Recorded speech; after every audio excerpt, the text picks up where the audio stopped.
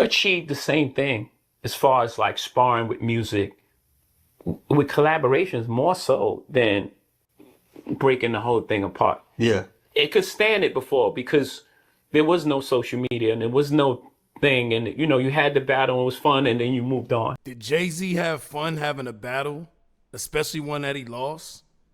Did he think we believe that shit? Maybe he's talking to the people that don't know that wasn't there. Jay-Z's energy was not fun. It wasn't like, yeah, it's fun. Maybe y'all don't remember how it went with the Nas situation, how bad that was and how it started. I'm energized, women lie, on God, numbers don't. Started talking about moves, that's right, when she got close. I love the excitement and I love the sparring and the music you get. Mm-hmm. But in this day and age, it's so much negative stuff that comes with it that you almost wish it didn't happen. Really? Yeah, because it's almost like it's a final thing. Now people that like Kendrick hate Drake. Yeah. No matter what he makes, no matter what he says, and it goes far too. It's like attack on his character and his thing and it's like, I don't know if I love that. Yeah. I don't know if it's helpful to our growth where the fallout lands, especially on like, you know, on social media, which takes place today. Yeah. And now you have these. All right, I'm looking at the comments right now. It says, bro, respectfully, if Drake never had a scuffle, he still can't touch Jay. Second, as long as Jay is alive, he is a part of the culture. His money and influence is what everybody is chasing. I would say I halfway agree with that. Is everybody that's still alive that was part of the culture at one time still the person that we go to for information on the culture, especially when there's new waves and new trends and new things going on? I don't think we can say that. That wouldn't really make sense, respectfully, even though Jay-Z is an elder and he's been around and he's built the game and all of that. We respect everything he's built. We respect everything he's done. But does he make the rules today?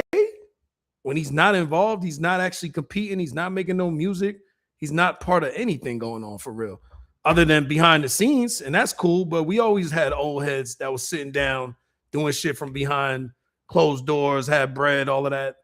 They don't make the rules, man. It's the new young people that's the wave. It's always been that, even with Jay-Z. He made the rules when it was his turn. His turn it's over.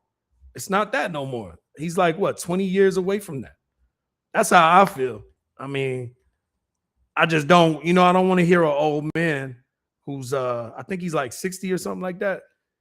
Respectfully, I don't want to hear what he has to say about the game that he's not involved in.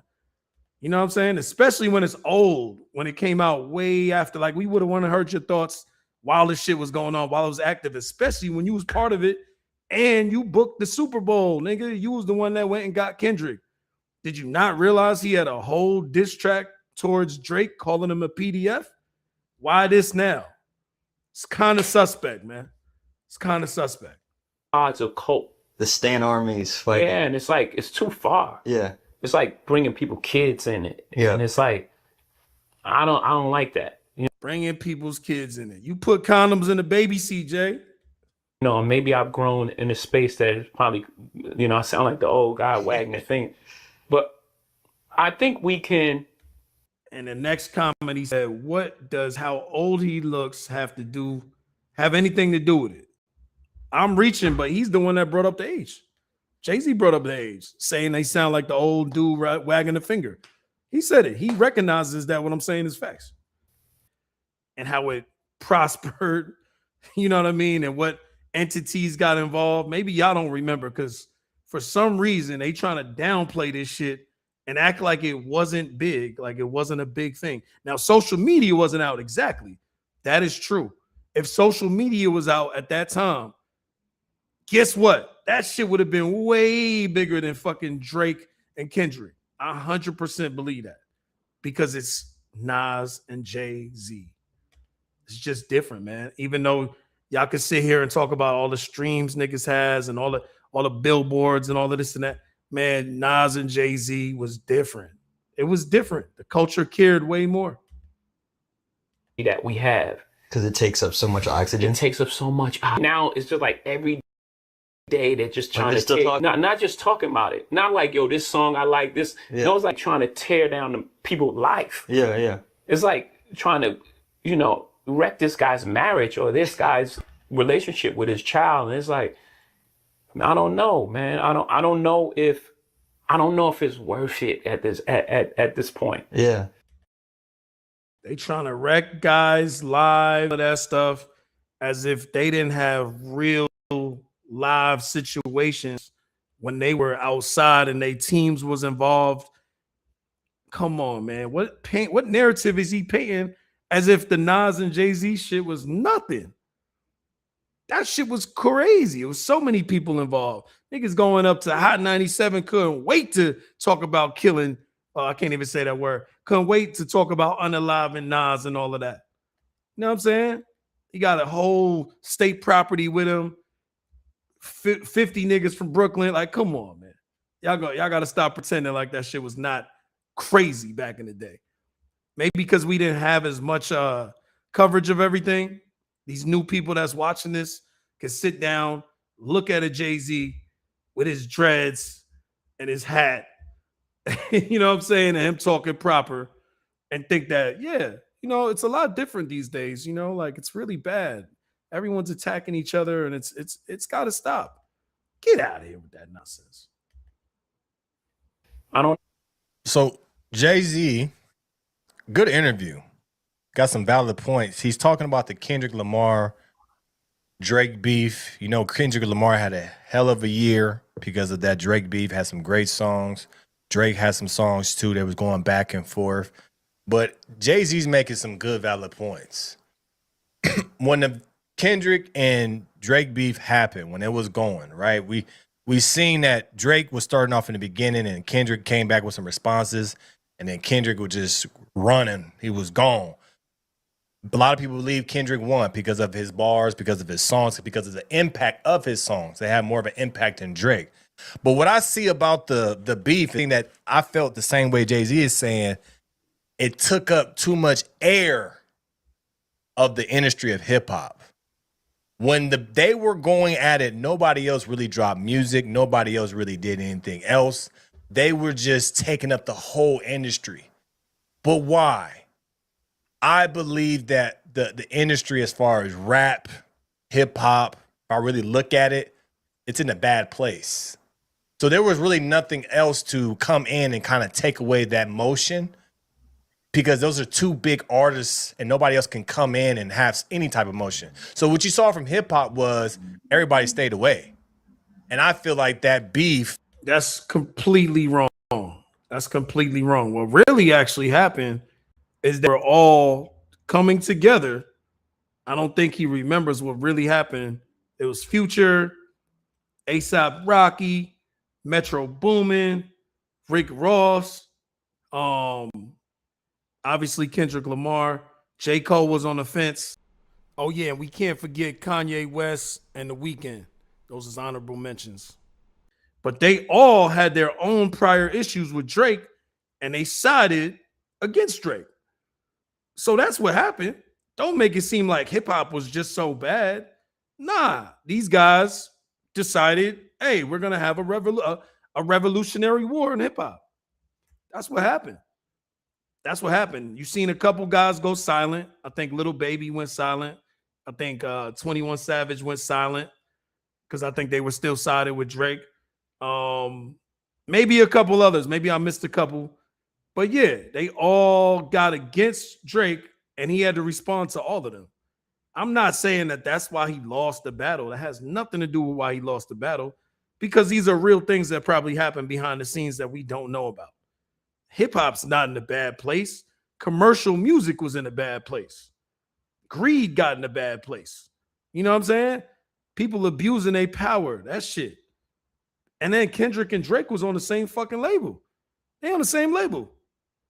That's crazy. That's crazy work. Ain't got nothing to do with music. Made it even longer because there was no other music really being put out there that can be recognizable as a Drake or a Kendrick. What it was Kendrick had the beef, had the songs, and then he had the album roll out, then he had the tour, and then he had the Super Bowl.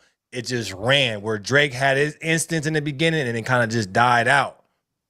But what we see is what Jay-Z is saying with the impact of social media. It turned the beef to more than rap. It got real personal. And then you have people on these podcasts saying this, people saying this. Everybody has their opinion. And then when you're talking to Kendrick, you're talking to Kendrick about Drake, or you're talking to Drake about Kendrick. It became a bigger thing than what it should have been. When Jay-Z and Nas had their thing, right? It was simple. It was, he had a song, I had a song, back and forth. This dude is very, very uninformed. I'm gonna educate you right now, sir. Maybe you need to go back and look. When Nas and Jay-Z had their thing, it was not simple, and it definitely was. It was a long-term beef. Maybe people don't know how long that thing lasted. It started out with Memphis Bleak. I believe there was Memphis Bleak. He explains it himself that he thought that Nas was talking about him, so he went and returned the shot. You know what I mean? So then they start sparring. So Jay-Z actually had to get involved because the little homie, you know, he was feeling himself. He said he was feeling himself. I think it was the Mind Right, Money Right, Ready for War. Mev Bleak is murder. You know what I'm saying? I think that was the song right there. It was definitely not simple. And it definitely wasn't just a back and forth with music. If you remember how he dropped Ether, Ether literally came out on Jay-Z's birthday as Jay-Z's walking into the 4040 club. The DJ spins Jay-Z. You know what I'm saying? Does that sound simple to you? Does that sound fun to you? Like this whole story that Jay-Z's talking about is fun? Imagine on your birthday, you walking into a club that you part owner of, and the DJ spins F your name. You know what I'm saying? Does that sound simple? It was never simple. Do y'all remember when Nas was talking about what he wanted to do at the Summer Jam? He wanted to crucify Jay-Z. He wanted to treat the situation as a crucifix, have a doll or some shit. Like they banned him from being able to come to Summer Jam because of what his plans was. It was not simple. I don't know where y'all getting this history from. Y'all literally don't know what went on. And that's what I'm saying. It's people trying to reconstruct the narrative.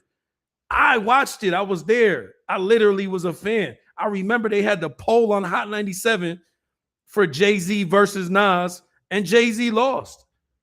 He literally could not fathom or feel good about that. Like he couldn't understand. Like New York sided with Nas. Jay-Z did not win. It was not fun for Jay-Z. It was very, very bad. And he took a minute to respond because he dropped another song that's super ugly. We was all like, that was trash. Even Jay-Z fans who didn't want to believe that this is what Jay-Z, we was all like, what?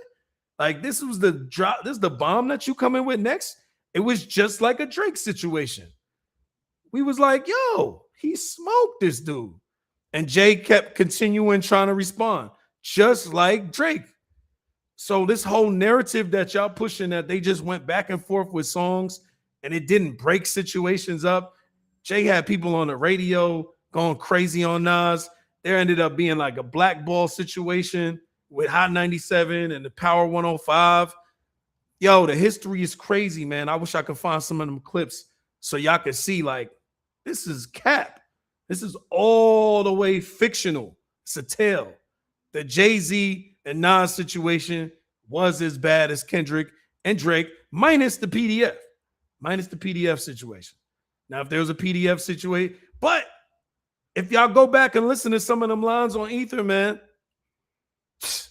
it was bad lines. The difference was Jay-Z just disappeared. After a while, he tried to disappear and he came back out and put regular music out. He put regular music out. He didn't just keep trying to fire at Nas because he knew you cannot compete with this guy. He was a marksman. He was like Kendrick. It's like the same thing. It's like history repeats itself. So I can kind of see him sticking up for Drake. It's like almost like sticking up for himself. You know what I mean? And I love Jay-Z. Jay-Z is dope, but he was not messing with Nas. Nah, it just wasn't going to happen. If y'all heard the song in the intro, I don't tell many people this. That's my track, actually. I'm a songwriter, ghostwriter, artist, all of that. I go by the name of youngniss. Make sure y'all go look for that. If you're interested, it's called Different Vibe. It's on all platforms now as well. Men lie. Women lie. Numbers don't lie. Make sure y'all go get y'all NDL hoodie, man. Get all y'all NDL apparel. I'm gonna drop the link. Y'all see the joint right here. We got the good maroon joint. You see the established 2014 for y'all that know. Numbers don't lie.